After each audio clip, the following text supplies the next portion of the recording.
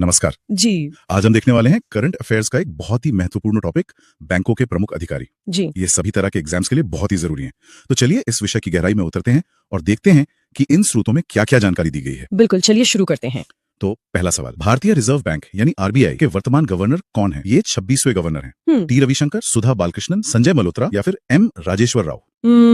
इसका सही उत्तर है संजय मल्होत्रा। संजय मल्होत्रा, राइट। ठीक है। तो आरबीआई के बारे में कुछ और बताइए। जी, देखिए आरबीआई की स्थापना हुई थी 1 अप्रैल 1935 को। 1935। हाँ, और ये भारतीय रिजर्व बैंक अधिनियम 1934 के प्रावधानों के हिसाब से हुई थी। अच्छा, एक्ट 1 साल पहले का था। बिल्कुल। और एक दिलचस्प बात, शुरू में इसका जो केंद्रीय कार्यालय था वो कोलकाता में था।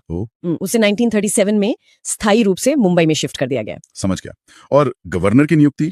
गवर्नर की नियुक्ति भारत सरकार करती है और उनका कार्यकाल आमतौर पर 3 साल का होता है। चलिए अगले सवाल पर आते हैं। भारतीय स्टेट बैंक यानी एसबीआई के अध्यक्ष कौन है? एसबीआई राम मोहन राव अमारा, चल्ला श्रीनिवासलू सेट्टी, कामेश्वर राव कोदावंती और राणा अशोक कुमार सिंह। तो एसबीआई के चेयरमैन हैं चल्ला श्रीनिवासलू सेट्टी। चल्ला श्रीनिवासलू सेट्टी जी। और एसबीआई के बारे में तो सब जानते हैं, ये भारत का सबसे बड़ा सार्वजनिक क्षेत्र का बैंक है। हाँ, सबसे बड़ा। इसकी स्थापना 1 जुलाई 1955 को हुई थी। वैसे इसका मूल 1806 में स्थापित बैंक ऑफ कलकत्ता से है। इतना पुराना? हाँ, और इसका मुख्यालय मुंबई महाराष्ट्र में है। ये एक फॉर्च्यून 500 कंपनी भी है। वाह। और इसके अध्यक्ष की नियुक्ति भी केंद्र सरकार ही करती है। ठीक है, अब वापस आरबीआई पर आते हैं। भारतीय रिजर्व बैंक के वर्तमान मुख्य वित्तीय अधिकारी मतलब सीएफओ कौन है? सीएफओ टी रविशंकर, सुधा बालकृष्णन, संजय मल्होत्रा या एम राजेश्वर राव? इसका सही जवाब है सुधा बालकृष्णन। सुधा बालकृष्णन। तो ये सीएफओ का पद क्या है? ये गवर्नर से अलग कैसे है? बहुत अच्छा सवाल है। देखिए आरबीआई में सीएफओ का पद 2018 में बनाया गया था। अच्छा, इतना नया? जी, और सुधा बालकृष्णन इसकी पहली अधिकारी थी। सीएफओ की मुख्य जिम्मेदारी बैंक की वित्तीय स्थिरता सुनिश्चित करना और बैलेंस शीट का प्रबंधन करना है। मतलब सारे फाइनेंशियल ऑपरेशंस देखना? बिल्कुल। ये पद केंद्रीय बैंक के आंतरिक वित्तीय संचालन की देखरेख करता है। इनकी नियुक्ति भी 3 साल के लिए होती है। ठीक है, चलिए अगला सवाल देखते हैं। पंजाब नेशनल बैंक यानी पीएनबी के अधिकारी के रूप में किसका नाम दिया गया है? पीएनबी। आपके ऑप्शंस हैं स्वरूप कुमार साहा, अशोक चंद्र, ए मणिमेखलाई और रजनीश कर्नाटक। इसका सही उत्तर है अशोक चंद्र। अशोक चंद्र। पीएनबी भी काफी पुराना बैंक है ना? हाँ, बहुत। पंजाब नेशनल बैंक की स्थापना 1894 में हुई थी। ये भारत के सबसे पुराने बैंकों में से एक है। 1894? जी। इसका मुख्यालय नई दिल्ली में है और 1969 में जिन बैंकों का राष्ट्रीयकरण हुआ था, पीएनबी उनमें से एक था। अच्छा, और इसमें हाल ही में विलय भी तो हुए हैं? हाँ, बिल्कुल। हाल ही में ओरिएंटल बैंक ऑफ कॉमर्स और यूनाइटेड बैंक ऑफ इंडिया का विलय पीएनबी में ही हुआ है। ठीक है, ये महत्वपूर्ण जानकारी है। अगला प्रश्न, बैंक ऑफ बड़ौदा के प्रबंध निदेशक यानी एमडी कौन है? बैंक ऑफ बड़ौदा विनोद कुमार, देवदत्त चंद, रजनीश कर्नाटक या अजय कुमार श्रीवास्तव? तो सही उत्तर है देवदत्त चंद। देवदत्त चंद। जी।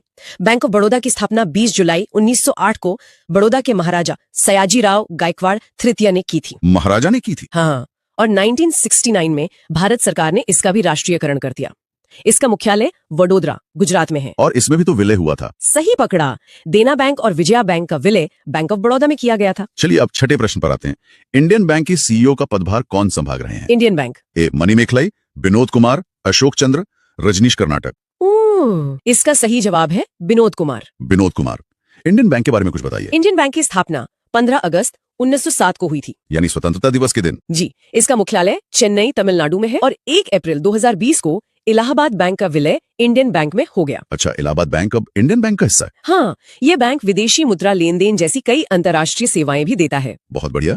7वां प्रश्न, सेंट्रल बैंक ऑफ इंडिया के एमडी और सीईओ कौन है? Central Bank of India T Ravishankar, Rajneesh Karnatak, Matam Venkat Rao और निधु सक्सेना? इस प्रश्न का सही उत्तर है मातम वेंकट राव। मातम वेंकट राव। जी। इसकी स्थापना 21 दिसंबर 1911 को सर सोराबजी पोचखानावाला ने की थी।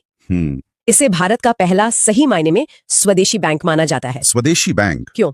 क्योंकि इसकी स्थापना और प्रबंधन पूरी तरह से भारतीयों द्वारा किया गया था। इसका मुख्यालय मुंबई में है और 1969 में इसका भी राष्ट्रीयकरण किया गया था। ये तो बहुत ही दिलचस्प फैक्ट है। अगला सवाल, इंडियन ओवरसीज बैंक के एमडी और सीईओ का नाम क्या है? Indian Overseas Bank Kameshwar Rao Kudavanti, Challa Srinivasulu Shetty, Ajay Kumar Srivastava या के सत्यनारायण राजू? सही जवाब है अजय कुमार श्रीवास्तव। अजय कुमार श्रीवास्तव। जी। इसकी स्थापना 10 फरवरी 1937 को हुई थी और इसका उद्देश्य था विदेशी बैंकिंग और विदेशी मुद्रा संचालन में विशेषज्ञता हासिल करना। नाम से ही जाहिर है, ओवरसीज। बिल्कुल। इसका मुख्यालय भी चेन्नई में है और इसकी शाखाएं सिंगापुर, हांगकांग, थाईलैंड जैसे देशों में भी हैं। ठीक है। 9वां प्रश्न, कैनरा बैंक के अधिकारी कौन है? कैनरा बैंक देवदत्त चंद, मातम वेंकट राव, नीधु सक्सेना या के सत्यनारायण राजू? सही उत्तर है के सत्यनारायण राजू। के सत्यनारायण राजू। हाँ, केनरा बैंक की स्थापना 1906 में मंगलुरु में हुई थी और इसका मुख्यालय बेंगलुरु कर्नाटक में है। और इसमें कौन सा बैंक मर्ज हुआ? 1 अप्रैल 2020 को सिंडिकेट बैंक का विलय केनरा बैंक में कर दिया गया। Syndicate bank. समझ गया। अब एक थोड़ा अलग सवाल। 10वां प्रश्न है, निम्नलिखित में से कौन आरबीआई के उप गवर्नर नहीं है? अच्छा, कौन नहीं है? हाँ, ऑप्शंस हैं शिरीष चंद्र मुर्मू, पूनम गुप्ता, टी रविशंकर या सुधा बालकृष्णन। ये थोड़ा ट्रिकी है। इसका सही जवाब है सुधा बालकृष्णन। सुधा बालकृष्णन, लेकिन वो तो आरबीआई में है। लेकिन वो आरबीआई की मुख्य वित्तीय अधिकारी यानी सीएफओ हैं, उप गवर्नर नहीं। ओ ठीक है। आरबीआई में एक गवर्नर और ज्यादा से ज्यादा 4 उप गवर्नर हो सकते हैं। 4? जी, और प्रत्येक उप गवर्नर को अलग अलग विभाग और जिम्मेदारियां दी जाती हैं। समझ गया। चलिए 11वां प्रश्न, यूको बैंक के प्रबंध निदेशक कौन है? UCO bank. स्वरूप कुमार साहा, अजय कुमार श्रीवास्तव, राम मोहन राव अमारा और अश्विनी कुमार। सही उत्तर है अश्विनी कुमार। अश्विनी कुमार। यूको बैंक के बारे में बताइए। यूको बैंक को पहले यूनाइटेड कमर्शियल बैंक कहा जाता था। इसकी स्थापना 1943 में कोलकाता में हुई थी। अच्छा। इसका मुख्यालय भी कोलकाता पश्चिम बंगाल में ही है। ये बैंक भारत सरकार के वित्त मंत्रालय के स्वामित्व में है। ठीक है। अगला प्रश्न, पंजाब एंड सिंध बैंक के प्रमुख के रूप में किसका नाम दिया गया है? Punjab and Sind Bank. अशोक चंद्र, अश्विनी कुमार, स्वरूप कुमार साहा और रजनीश कर्नाटक। इसका सही जवाब है स्वरूप कुमार साहा। स्वरूप कुमार साहा। जी, इस बैंक की स्थापना 24 जून 1908 को हुई थी। इसका मुख्यालय नई दिल्ली में है। और इसका फोकस एरिया क्या है? ये बैंक विशेष रूप से कृषि और छोटे एवं मध्यम उद्यमों मतलब एसएमई को वित्तीय सहायता देने पर ध्यान केंद्रित करता है। अच्छा, ये इसकी खासियत है। जी, और इसका आदर्श वाक्य है where service is a way of life. बहुत बढ़िया। 13वां प्रश्न, यूनियन बैंक ऑफ इंडिया के प्रबंध निदेशक कौन है? Union Bank. Vinod Kumar, A Manimekhalai, Ajay Kumar Srivastava या रजनीश कर्नाटक। इसका सही उत्तर है ए मणिमेखलाई। ए मणिमेखलाई। यूनियन बैंक के बारे में एक बहुत खास बात है ना? हाँ बिल्कुल। इस बैंक की स्थापना 11 नवंबर 1919 को हुई थी और इसका उद्घाटन महात्मा गांधी ने किया था। महात्मा गांधी ने? जी, इसका मुख्यालय मुंबई में है और 1 अप्रैल 2020 को आंध्रा बैंक और कॉरपोरेशन बैंक का विलय यूनियन बैंक ऑफ इंडिया में हो गया। ठीक है, आगे बढ़ते हैं। 14वां प्रश्न, बैंक ऑफ महाराष्ट्र के अधिकारी का नाम क्या है? Bank of Maharashtra.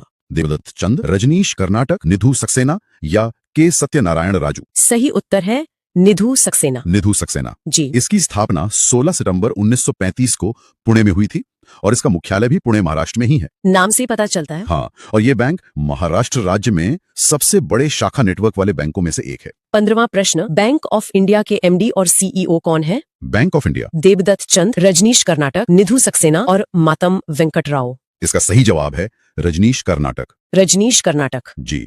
Bank of India की स्थापना 7 सितंबर 1906 को मुंबई के कुछ प्रतिष्ठित व्यापारियों ने मिलकर की थी। अच्छा।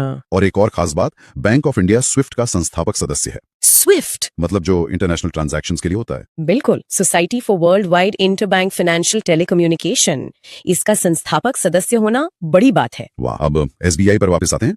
16वां प्रश्न, भारतीय स्टेट बैंक के सीएफओ यानी मुख्य वित्तीय अधिकारी कौन है? एसबीआई के सीएफओ? चल्ला श्रीनिवासुलु सेट्टी, कामेश्वर राव कोदावंती, राम मोहन राव अमारा या अश्विनी कुमार। इसका सही उत्तर है कामेश्वर राव कोदावंती। कामेश्वर राव कोदावंती। तो एसबीआई में सीएफओ की क्या भूमिका है? देखिए, भूमिका वही है। सीएफओ बैंक के सभी वित्तीय कार्यों की देखरेख के लिए जिम्मेदार होता है, जैसे वित्तीय योजना, जोखिम प्रबंधन और वित्तीय रिपोर्टिंग। मतलब बैंक की फाइनेंशियल हेल्थ को मैनेज करना। एकदम सही। और सीएफओ सीधे बैंक के अध्यक्ष और बोर्ड को रिपोर्ट करता है। ठीक है, अगला सवाल भी एसबीआई से जुड़ा है।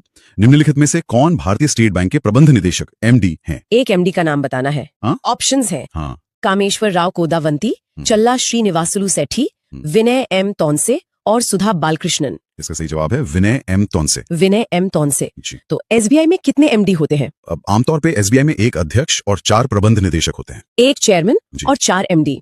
और हर एमडी को बैंक के अलग अलग कार्य क्षेत्रों की जिम्मेदारी दी जाती है। जैसे कोई रिटेल बैंकिंग देखता है, कोई कॉर्पोरेट बैंकिंग। अच्छा, काम बटा हुआ है। हाँ, ताकि इतने बड़े बैंक का प्रबंधन कुशलता से हो सके। अब 18वां प्रश्न, जी, ये भी एसबीआई से ही है। भारतीय स्टेट बैंक के प्रबंध निदेशक के रूप में सूचीबद्ध अन्य अधिकारी कौन हैं, जो राणा अशोक कुमार सिंह और विनय एम तोनसे के साथ हैं? मतलब तीसरे एमडी का नाम? राम मोहन राव अमारा, अजय कुमार श्रीवास्तव, स्वरूप कुमार साहा या अशोक चंद्र। सही उत्तर है राम मोहन राव अमारा। राम मोहन राव अमारा। जी। जैसा मैंने बताया, एसबीआई में कई एमडी होते हैं जो अलग अलग विभाग संभालते हैं। ये संरचना भारत के सबसे बड़े बैंक के सुचारू संचालन के लिए बहुत जरूरी है। 19वां प्रश्न, हाँ। आरबीआई के उप गवर्नर कौन है? Deputy governors. हाँ, ऑप्शंस हैं संजय मल्होत्रा, सुधा बालकृष्णन, फिर एक ग्रुप है शिरीष चंद्र मुर्मू, पूनम गुप्ता, टी रविशंकर, एस जानकी रमन या फिर चल्ला श्रीनिवासुलु सेट्टी। इसका सही उत्तर है वो ग्रुप वाला option. Shirish Chandra Murmu, Poonam Gupta, T Ravishankar, S Janaki Raman. जी, यही 4 उप गवर्नर है। आरबीआई अधिनियम के अनुसार 4 से ज्यादा उप गवर्नर नहीं हो सकते। अच्छा, ये नियम है। हाँ, और इनका कार्यकाल भी आमतौर पर 3 साल का होता है, जिसे बढ़ाया जा सकता है। और अब आज का आखिरी प्रश्न। हाँ। राणा अशोक कुमार सिंह किस बैंक से संबंधित हैं? ये नाम पहले भी आया है। जी, ऑप्शंस हैं Punjab national bank, bank of India, union bank of India या भारतीय स्टेट बैंक। तो इसका सही उत्तर है भारतीय स्टेट बैंक यानी एसबीआई। एसबीआई। जी, राणा अशोक कुमार सिंह एसबीआई के प्रबंध निदेशकों में से एक है। यह पद भारतीय बैंकिंग उद्योग में सबसे प्रभावशाली पदों में से एक माना जाता है। बहुत बढ़िया। तो ये थे हमारे आज के सवाल। जी। अब श्रोताओं के लिए हमारा आज का प्रश्न है, भारतीय रिजर्व बैंक की स्थापना किस आयोग की सिफारिश पर की गई थी? अपना जवाब नीचे कमेंट्स में जरूर बताएं। एक बहुत ही महत्वपूर्ण सवाल है ये। तो आज हमने देखा बैंकों के प्रमुख अधिकारी। अगर ये चर्चा अच्छी लगी हो तो वीडियो को लाइक करें, शेयर करें और चैनल को सब्सक्राइब कर लें। जी जरूर। आज के लिए इतना ही। बहुत जल्द मिलते हैं एक नए टॉपिक के साथ। नमस्कार। नमस्कार।